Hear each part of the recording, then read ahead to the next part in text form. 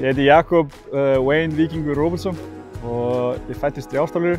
Ég flutti hingað þegar ég var 12 og læriði íslensku í skóla. Hérna erum við núna staddir að horfa á íslenska cricketlandsliðsins spila. Það sem við erum að fara að keppa núna í Póllandi í júlí, sem er mjög spennandi. Cricket er mjög mikilvæg íþrótt finnst mér hérna á Íslandi af því þetta er að vera svo mikið samfélag fyrir stóran hóp af útlendingum. Ég heiti Vaibhav, ég er frá Indlandi. Ég vinnu Alvartek. Ég er frá Sri Lanka. Ég vinna í Hotel Ork í Hveragerði. Ég heiti Chamli. Ég er frá Sri Lanka.